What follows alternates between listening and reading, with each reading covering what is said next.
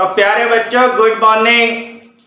Previous video में हम दो सेट के कार्टेशियन प्रोडक्ट को समझ रहे थे। आज उसी से रिलेटेड कुछ इंपॉर्टेंट क्वेश्चंस करेंगे। जरा सा देखो, हमने कहा था कि दो सेट ए और बी का कार्टेशियन प्रोडक्ट हम ए क्रॉस बी से लिखेंगे।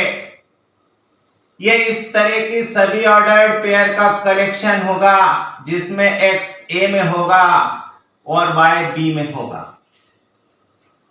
देखना, ए क्रॉस बी में पहला कोऑर्डिनेट ए में से आता है, दूसरा कोऑर्डिनेट बी में से आता है।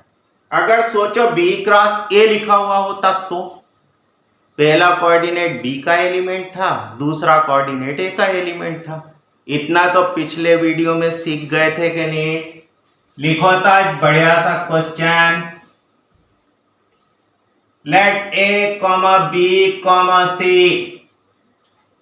B any three sets, prove that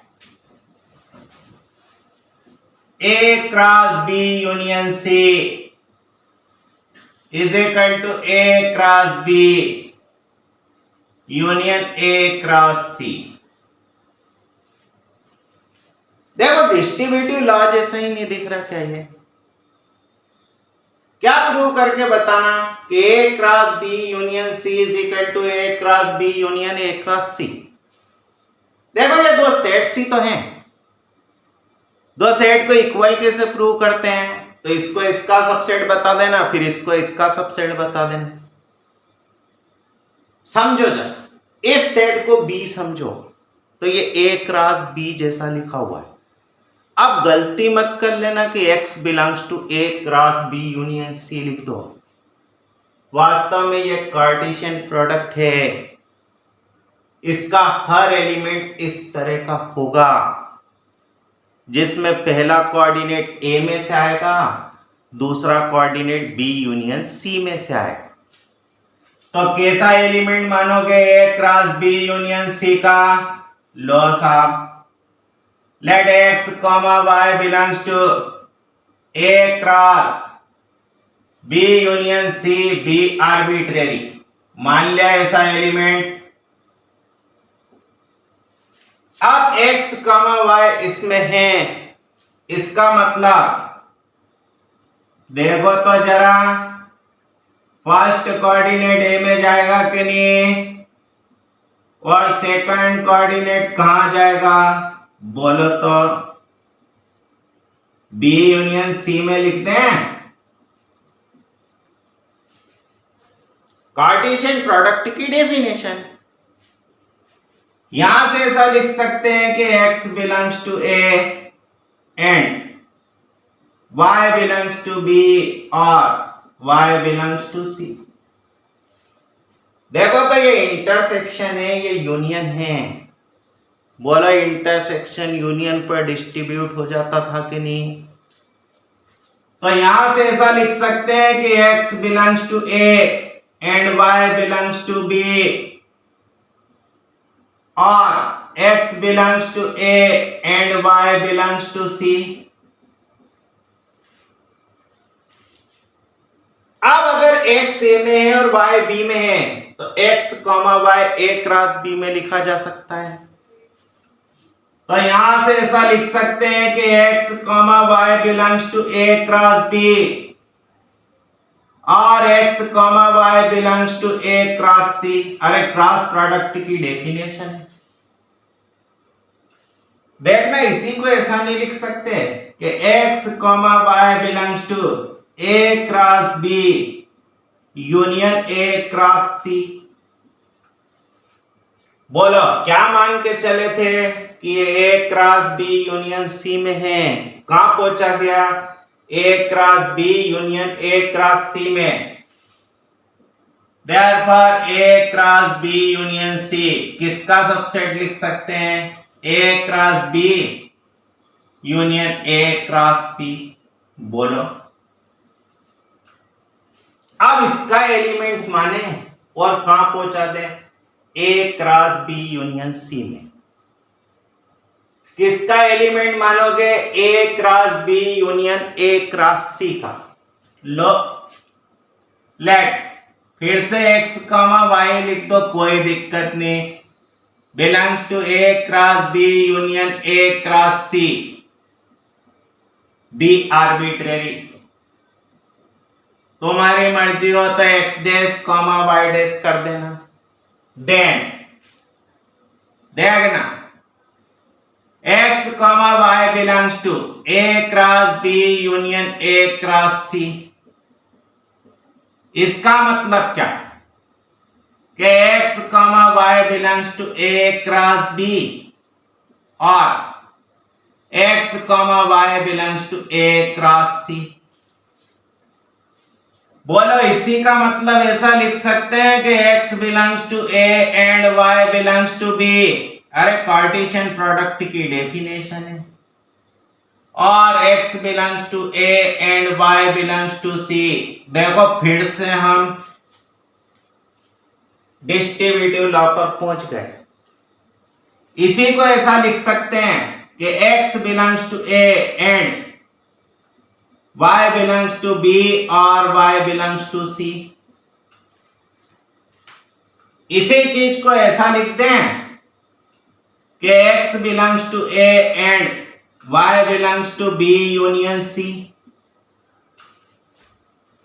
देखो पहला कोऑर्डिनेट a में है, दूसरा कोऑर्डिनेट b यूनियन c में है, तो x y belongs to क्या लिखा जा सकता है?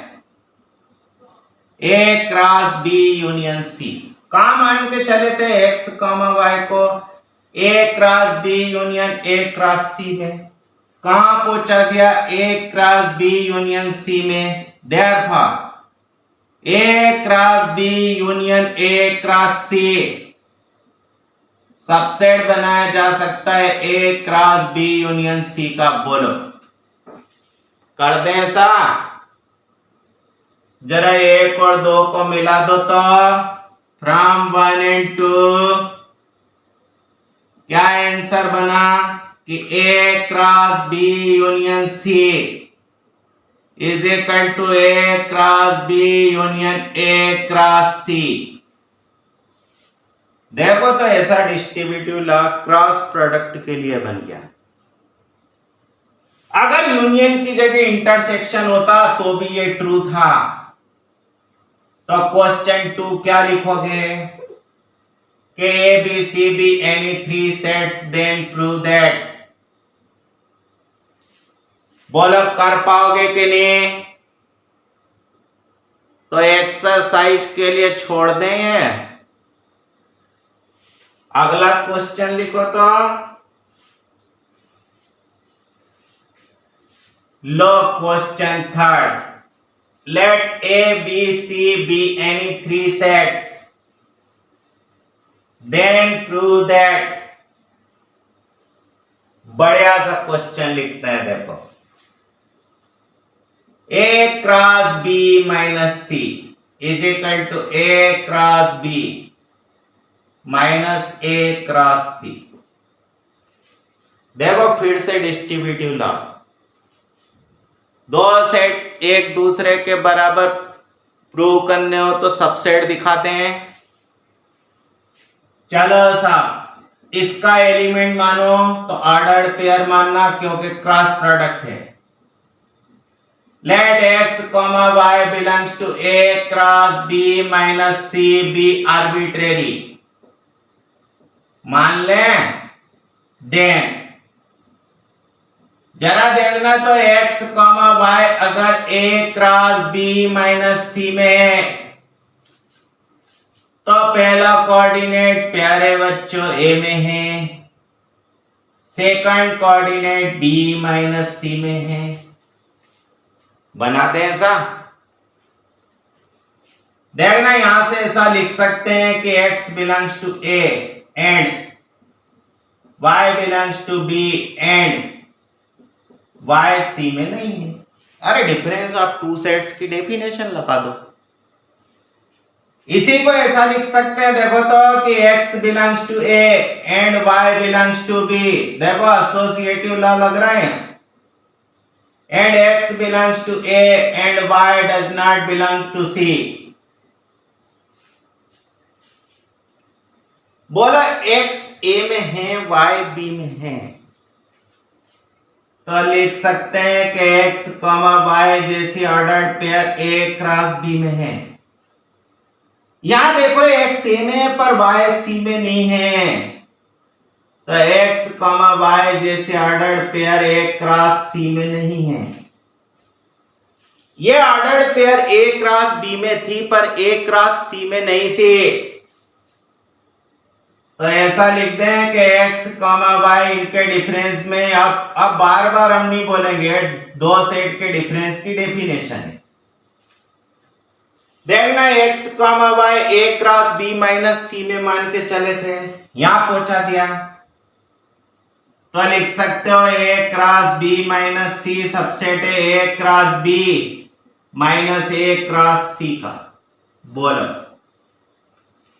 अब इधर मानो और यहां पहुंचा दो, लो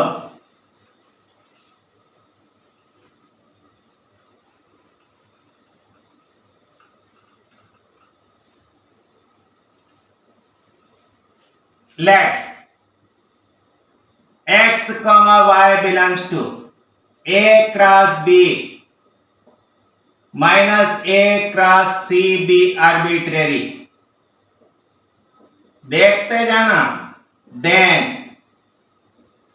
देखना x, y a cross b minus a cross c में है, इसका मतलब कि x, y a cross b में है, एंड बताओ तो क्या इस a क्रॉस c में है क्या?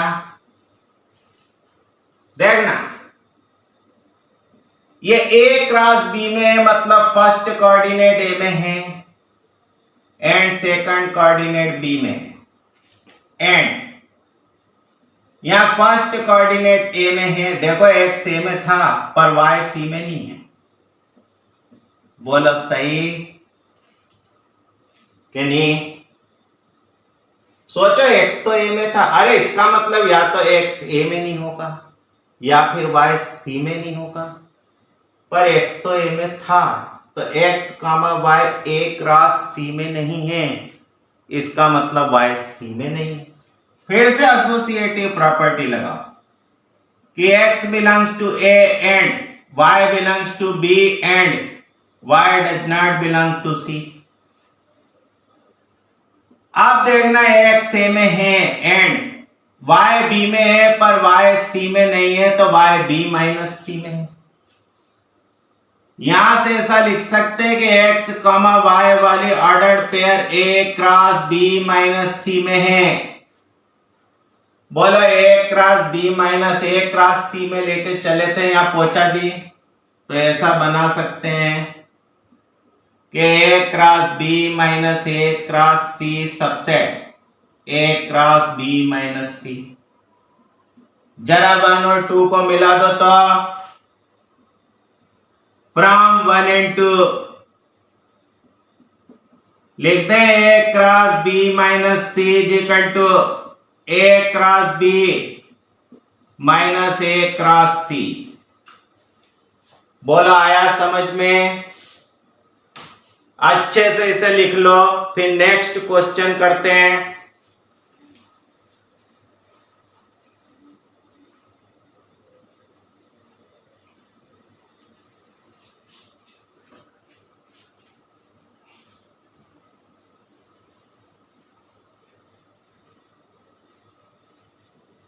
देखो जब हमने क्रॉस प्रोडक्ट पढ़ाया था तो हमने पढ़ा था कि जनरली a क्रॉस b और b क्रॉस a इक्वल नहीं होते, तो कुछ तो कंडीशन होती होगी जहां a क्रॉस b और b क्रॉस a इक्वल होते होंगे। तो क्वेश्चन 4 लिखो, let a and b be two non-empty sets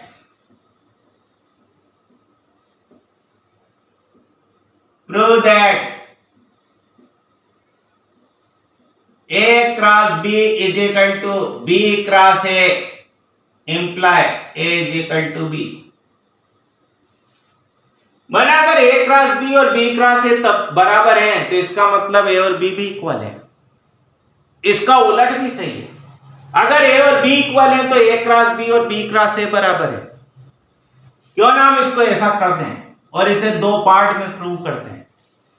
पहले मानेंगे कि ए क्रॉस बी और बी क्रॉस ए इक्वल है, प्रूव कर देंगे कि ए इक्वल टू बी है। सेकंड पार्ट में मानेंगे ए और बी इक्वल हैं, तो प्रूव कर देंगे कि ए क्रॉस बी और बी क्रॉस ए इक्वल है। लो पहला पार्ट मानो, हमने माना let A cross B is equal to B cross A. क्या प्रूव करना चाहते हो? then we have to show that, क्या प्रूव करना है बोला तो कि ए और बी इक्वल है। फिर से दो सेट इक्वल प्रूव करने, क्या करोगे? यहां का एलिमेंट मानो यहां पहुंचा दो तो ए बी का सबसेट है, फिर बी को ए का सबसेट बता दो। Let x belongs to a be arbitrary, then ऐसा लिख सकते क्या? x, y belongs to a cross b for all y belongs to b। अरे अगर सेकंड कोऑर्डिनेट y में है, फर्स्ट कोऑर्डिनेट x a में है, तो x, y a cross b में लिखा जा सकता है।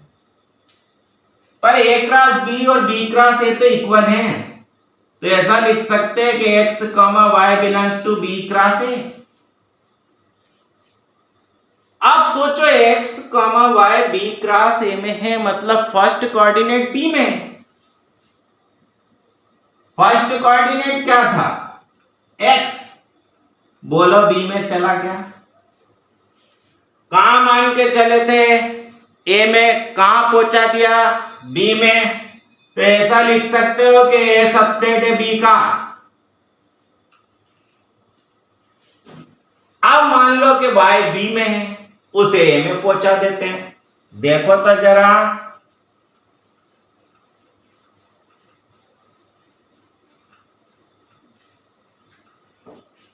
let y belongs to be arbitrary, then ऐसा लिख सकते कि x, y belongs to a cross b for all x belongs to a। पर a क्रॉस b और b क्रॉस a तो इक्वल थे, तो x, y कहां चला गया? b क्रॉस a में लिखते हैं। आप बताइए b क्रॉस a में तभी होगा कि नहीं जब सेकंड कोऑर्डिनेट a में हो। तो y कहां चला गया? कहां माना था? b में। a में पहुंचा दिया तो b सबसेट है। फ्रॉम 1 and 2,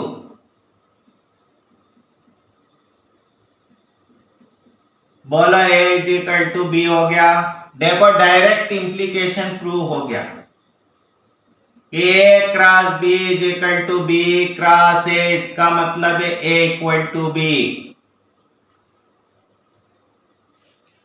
अब मानेंगे कि a और b इक्वल है, प्रूव करेंगे कि a cross b is equal to b cross a। Suppose a equal to b, क्या प्रूव करना चाहते हो? Then we have to show that, देखना a और b इक्वल है तो ये प्रूव करना है कि a क्रॉस b और b क्रॉस a भी इक्वल है। चलो तो जरा a क्रॉस b को ऐसा लिख सकते हैं, a cross a says b equal to a। b cross a को भी ऐसा लिख सकते हैं, a cross a says b equal to a। Therefore a cross b is equal to b cross a।